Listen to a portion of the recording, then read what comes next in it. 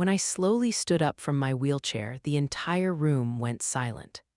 For 3 months, everyone believed I was blind and unable to walk, even my own husband, but I had been watching. And tonight, I was finally going to reveal the truth. Can you imagine someone pretending to be helpless while secretly planning revenge? I've lived a long life. At 68, I built one of the most respected real estate companies in the city. What started as a tiny office grew into a thriving business trusted by hundreds of clients. People admired me for being smart and disciplined, or so I thought.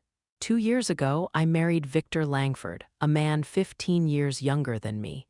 He was charming, attentive, supportive, at least on the surface. But slowly, things began to feel wrong. He came home late, he guarded his phone. Sometimes he stepped outside to take calls, whispering whenever I entered the room.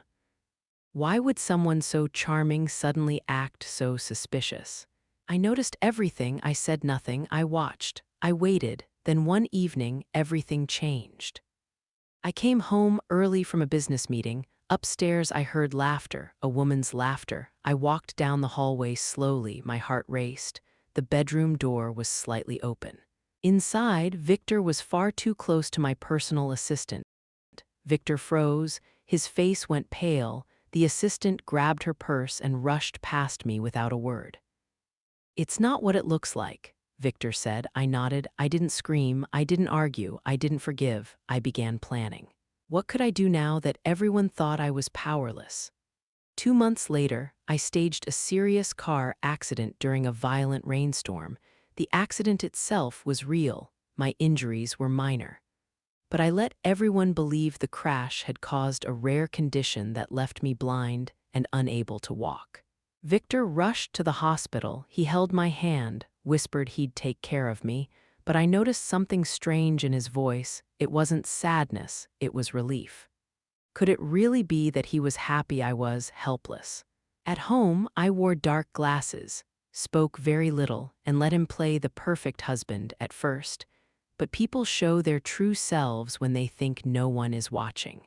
Victor believed I could see nothing. Within weeks his real behavior appeared. He brought women into the house. They mocked me openly. "She can't see anything anyway," one said. I sat quietly, but I heard everything and I recorded it all. What would you do if you secretly recorded everyone betraying you?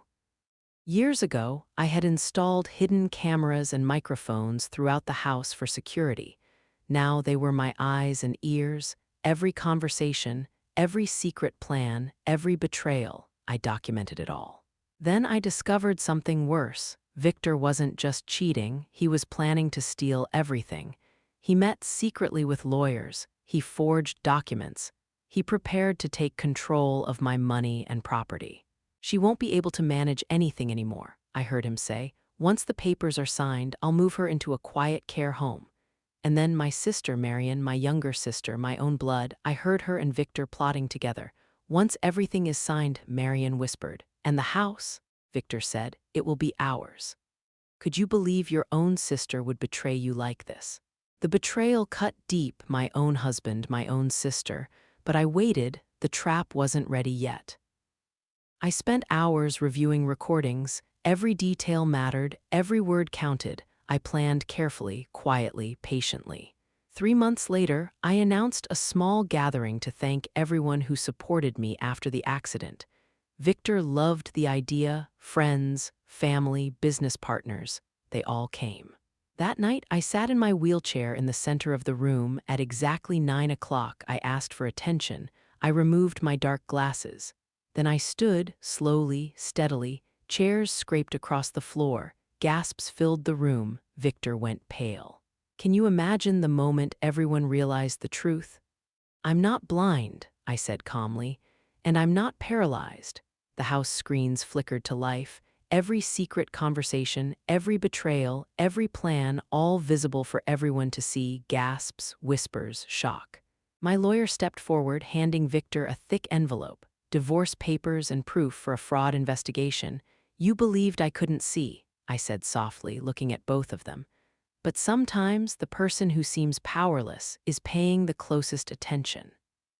I walked calmly toward the door, leaving Victor frozen in shock. The moment of revenge had finally arrived.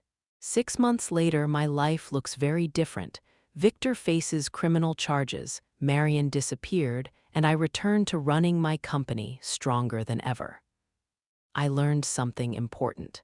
The moment people think you are powerless is the moment they reveal who they truly are. And now, after all of this, I am free, stronger, smarter, and ready for whatever comes next.